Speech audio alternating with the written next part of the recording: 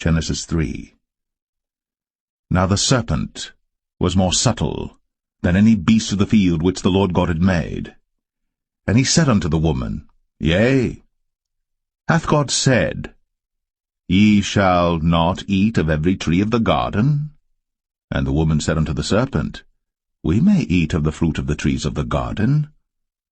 But of the fruit of the tree which is in the midst of the garden, God hath said, Ye shall not eat of it, neither shall ye touch it, lest ye die. And the serpent said unto the woman, Ye shall not surely die. For God doth know that in the day ye eat thereof, then your eyes shall be opened, and ye shall be as gods, knowing good and evil. And when the woman saw that the tree was good for food, and that it was pleasant to the eyes, and a tree to be desired to make one wise, she took of the fruit thereof, and did eat, and gave also unto her husband with her, and he did eat. And the eyes of them both were opened, and they knew that they were naked. And they sewed fig leaves together, and made themselves aprons. And they heard the voice of the Lord God walking in the garden in the cool of the day. And Adam and his wife hid themselves from the presence of the Lord God amongst the trees of the garden.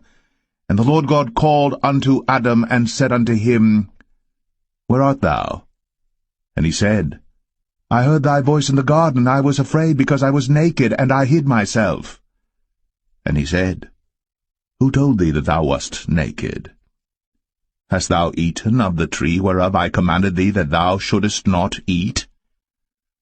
And the man said, The woman, whom thou gavest to be with me, she gave me of the tree, and I did eat.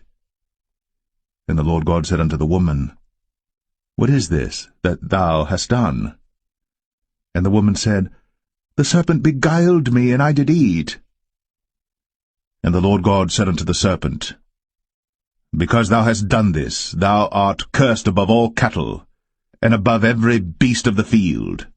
Upon thy belly shalt thou go, and dust shalt thou eat all the days of thy life. And I will put enmity between thee and the woman, and between thy seed and her seed. It shall bruise thy head, and thou shalt bruise his heel.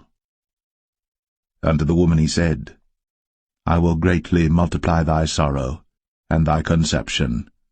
In sorrow thou shalt bring forth children, and thy desire shall be to thy husband, and he shall rule over thee. And unto Adam he said, Because thou hast hearkened unto the voice of thy wife, and hast eaten of the tree of which I commanded thee, saying, Thou shalt not eat of it, cursed is the ground for thy sake. In sorrow shalt thou eat of it all the days of thy life.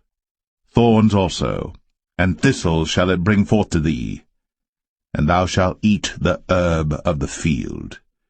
In the sweat of thy face shalt thou eat bread, till thou return unto the ground.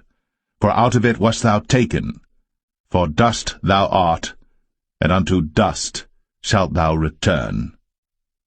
And Adam called his wife's name Eve, because she was the mother of all living.